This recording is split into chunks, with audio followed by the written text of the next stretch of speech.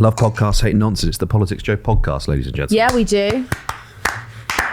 Amen, sister. Can I get an amen? Amen! Yeah. Damn. The sun's shining on Thursday. Not even 30 seconds in and we've already got Catholicism right in there. The Lord shines upon us all. As promised, I'll read out Laura's tweet. Will we take one, give one? Sure. Yeah.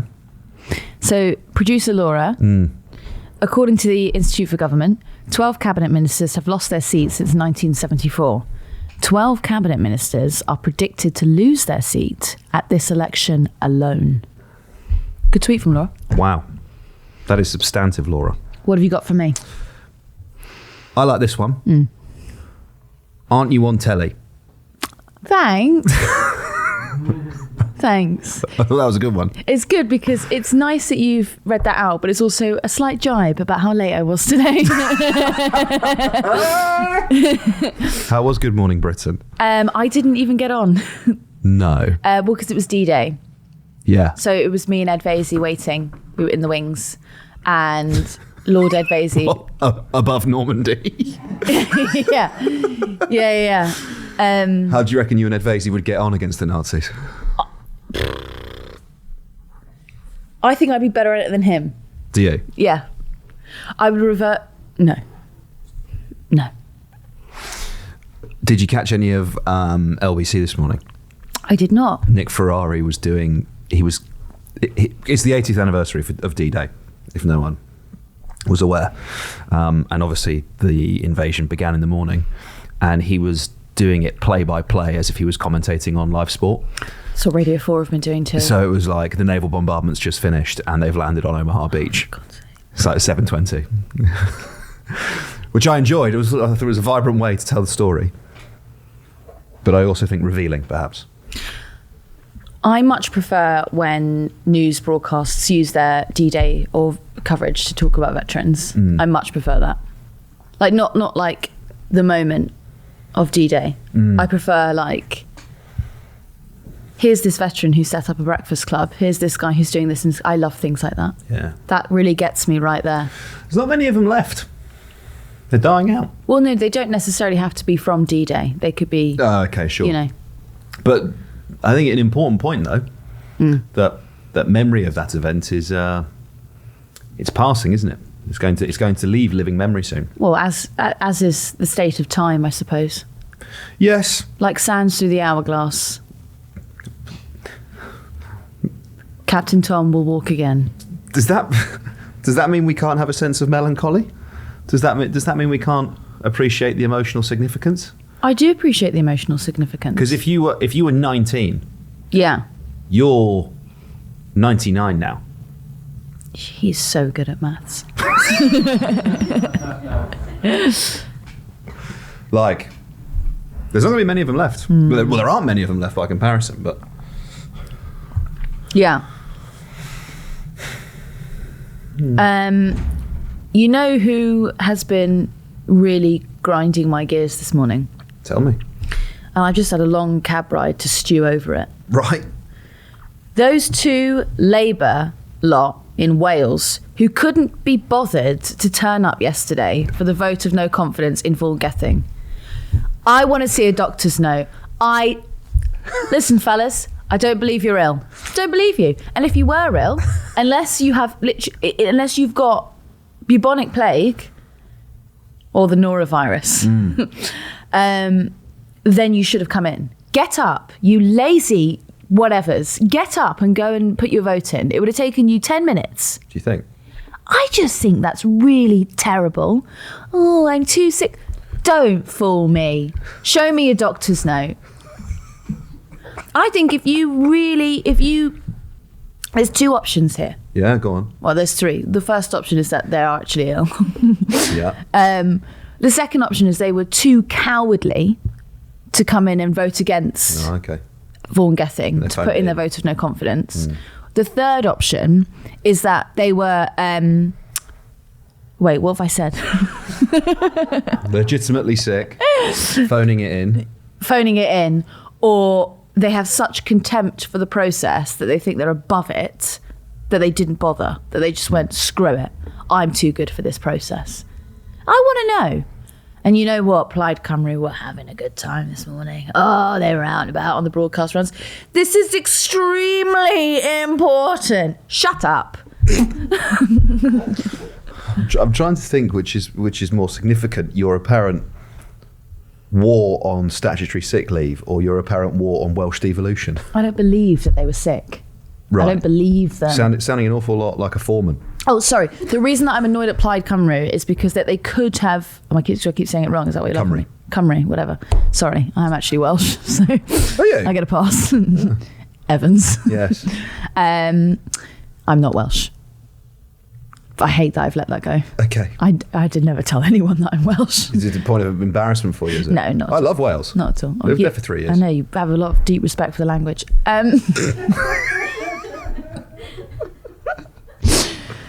What was I saying? I don't know. Was it a war on statutory sick leave? Oh, that was it. Plaid Cymru. That really what pisses me off is that they didn't agree to... Okay, say hypothetically these Labour lot were actually sick, right? Then they should have agreed to the vote sharing. They should have done it, vote cancel each other out, right? Yeah. They should have agreed to that. Yeah. But instead they said no. Yeah. They said, no, we're voting with the Tories. And they had the gall to come on the broadcast round this morning and say things like, it's not political. This is principle. If it's not political, why didn't you share your votes last night? Why don't you do a vote swap? Because it's political. So you think that Vaughan Gething, it should be free to accept £200,000 donations? No, sorry. I was just talking about the procedure that was annoying me. We can get on to that now. So do you think it is wrong? Or indeed right that Vaughan Gething accepted a £200,000 campaign? No! Why the hell is he taking all that money from a convicted criminal? And they had the gall, during all of this Frank Hester nonsense, the man who said racist remarks about Diane Abbott. Yeah, should be shot, like the shooter. Yeah. Well, look, I was about to add in allegedly. I guess allegedly that's racist. Subjective. Yeah.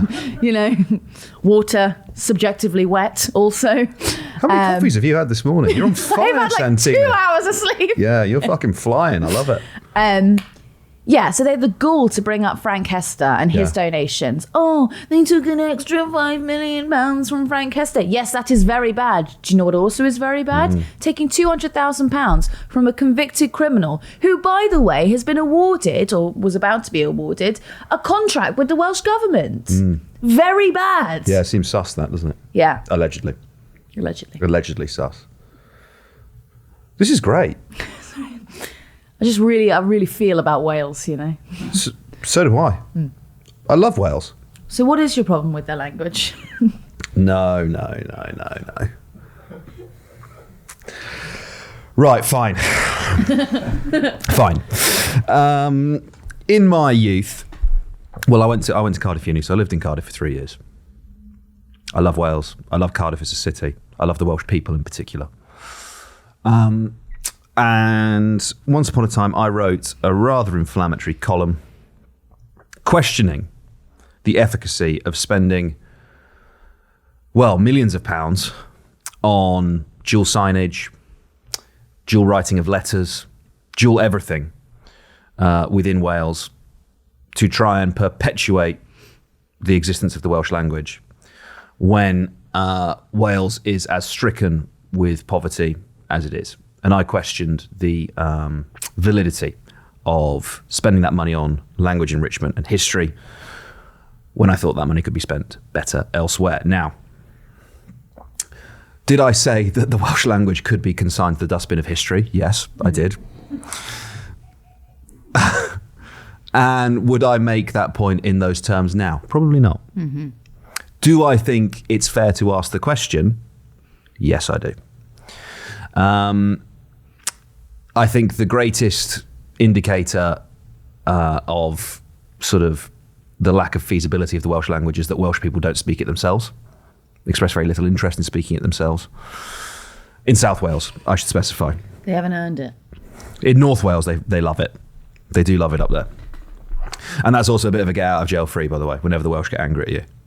You say, well, which part of Wales are you from? And they say, I'm from South Wales. You go, yeah, I was talking about North Wales. And they go, yeah, they're fucking cunts up there, aren't they? Right. Or vice versa. Vice versa, yeah. It led to a Welsh Assembly member like tweeting me, being like, "Hope you get over that Welsh girl that broke your heart one day." Oh, they did you there. Yeah, they did me there. Got a write up in Wales Online. Look, I think it's obviously more complicated than I made it out to be back then. Would I write it in the way that I did? No. I'd still ask the question now, but probably have a little bit more consideration for sort of the sort of imperial march of English across all kinds of languages on these isles, whether that be Gaelic, Cornish, Welsh. I think you've grown politically. Your political mind has grown. Don't we all? Because I don't think that you would ever make the argument now that funding was either or. No, I wouldn't. No. Yeah. I don't think you would say. No, it's quite austerity pilled. Yeah. Yeah. Yeah. I don't think you'd make that now. I drunk George Osborne's Kool-Aid. Yeah. Now you'd be pushing the Spend debt it isn't all. real. Yeah. I'd spend it all. We're borrowing all of it. against the Bank of England. Fucking tax it. Yeah. You right there? So it's saying one in my eye. Nightmare. Yeah. Tax it, baby. Tax it till the cows come home. I want Welsh everywhere. Yeah? Yeah. In London. All the road signs in London. Welsh. Welsh? Yep. Yeah? Yeah. Bit of cultural enrichment. What I think we borough- should reverse the linguistic imperialism of English. I think Welsh needs to invade. Welsh needs to invest. Oh, okay, right, yeah. Yeah. And suppress English. Okay. Well, I look forward to that.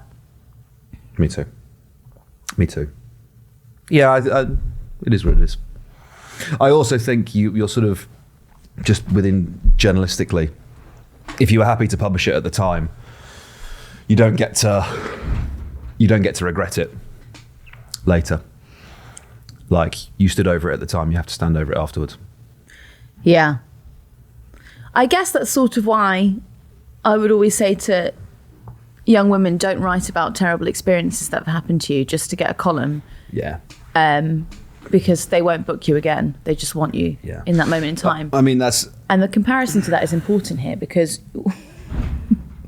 you obviously had been really impacted by someone who speaks the Welsh language. And you wrote about your experience and poured your heart out. And you were used. No, I tell you exactly what it was. Without mentioning any names, I'd left university. I was working as a journalist, and I was editing a student newspaper called The Tab, back in Cardiff. And there'd been like some very vanilla story about Welsh language funding that they'd run, and in one of the photo captions, I wrote, "What's the fucking point?" in Welsh, and the Welsh speakers identified this and went ballistic. Right. And I was like, "Oh, you think that's bad? Yeah. I'm coming for you." Right. And so I went full send, 500 words. Yeah, double down. Yeah. Never back down. Why go harder when you can go harder? Yeah. Yes. Ruin it all. Burn it down to the ground. 100%, yeah. Yeah. So that was kind of the why of what happened. I forgot what I was going to say. Yeah. Vaughan Gething. Oh, yeah, personal experience and trauma dumping publicly. Yeah. It's an easy way to like get a commission, I think, a lot of times, but you will end up regretting it. I don't know if it's necessarily analogous to like just putting your name to some fairly bilious political opinions, but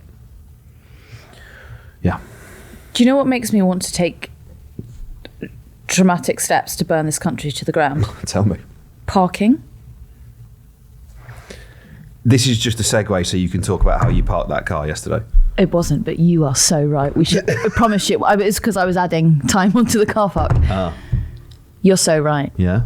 That was pretty impressive, that, I have to say. It was good, that. I have to say. I thought someone had blocked you in.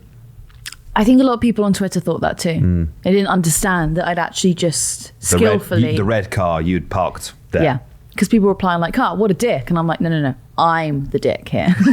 Like, that's all me. Well, the moped will be able to get out fine because he'll just pull off. There was a lot of space in front of the Tesla as well. Yeah. It wasn't like I just like really hemmed him in. But, listen, it actually drew a bit of a crowd. Did it? Yeah. Observers. Okay, there was one observer. Yeah. One. But that is actually a bit of a crowd Yeah. when we're talking about parking cars. Yeah. And this guy, and he went, whoo, like that. And I was like... Really? Yeah. Round of applause? No. Although the person whose house I parked in front of did give a very nice round of applause. But I think that was more to satiate me because I was excited. Right. Nice. Yeah. You were in Essex, weren't you? I was in Essex. Telling a story. What that story will be, we will find out. Yeah. Yeah.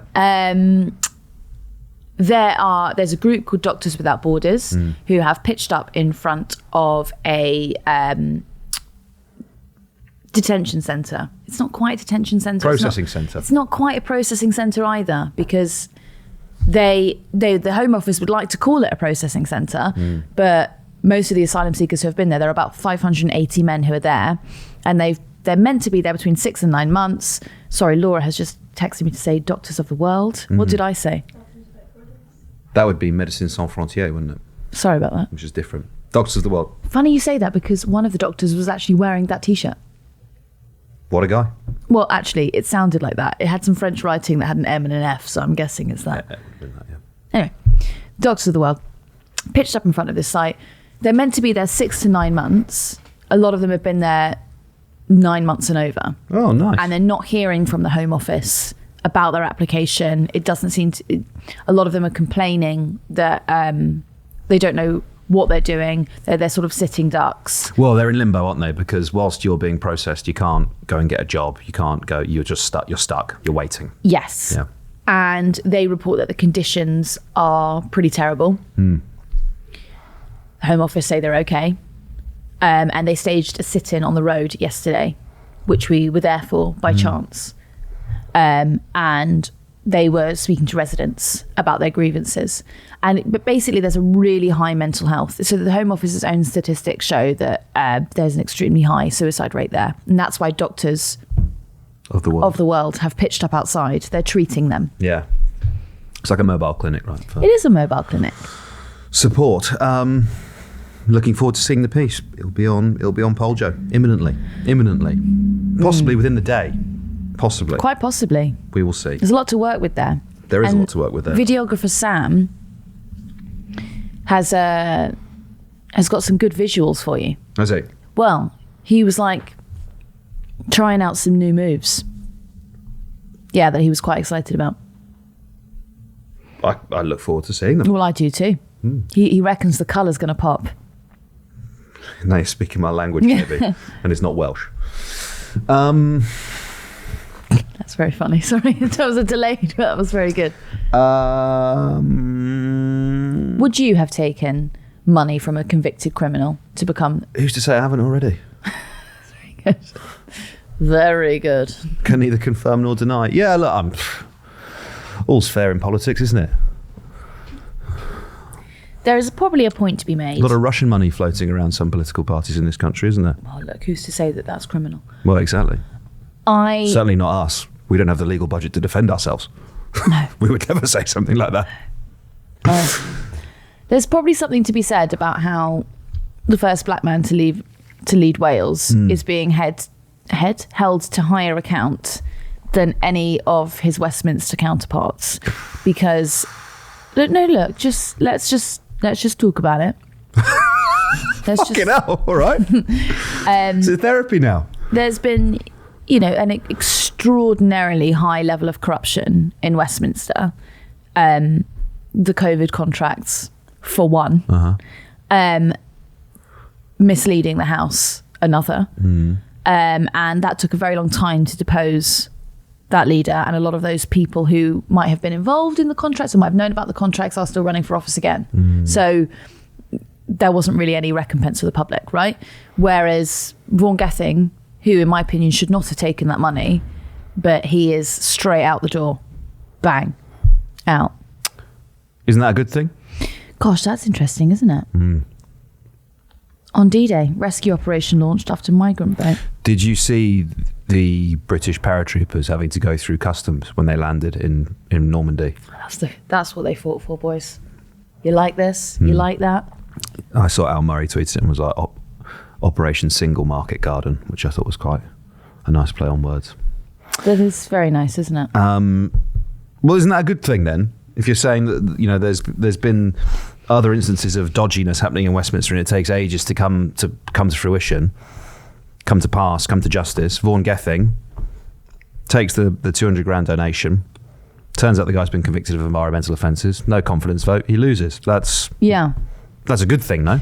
Yes, but I can understand why someone in that position would be frustrated that... He was crying. He was crying. And what was it to... There was some upset that he hadn't showed quite enough contrition, and then he'd been given an option as well to take a loan and then pay back the money in time. But then apparently it would be against the ministerial... Well, one of the Labour lot claimed it would be against the ministerial code to borrow money and then pay it back.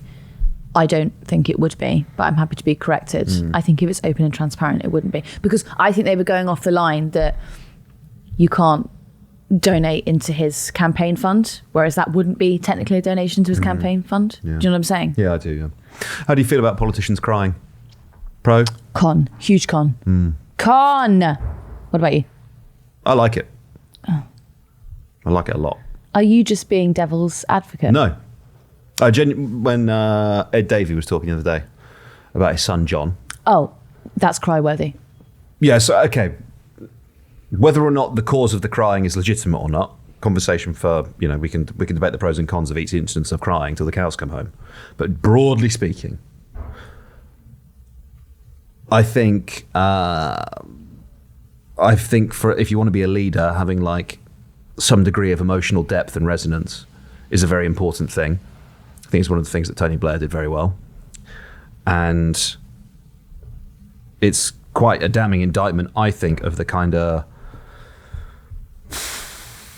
men in grey suits, spreadsheet government, technocrat, Keir Starmer, Rishi Sunak boys that you see Ed Davey getting very emotional talking about his disabled son and care and who's going to look after him when I'm gone, and you think, yeah, that's an incredibly human way to feel about this. That's an emotion and a feeling that I would have if I was in your position. I quite like that in a leader. Yeah, I'm pro that. I feel like with Vaughan Gething it may have been slightly different. I think that was more kind of crying out of self-interest. Same. It was similar to why Theresa May cried. Yeah, I've lost. Yeah. Boo-hoo. Honour of my life. Pack it in.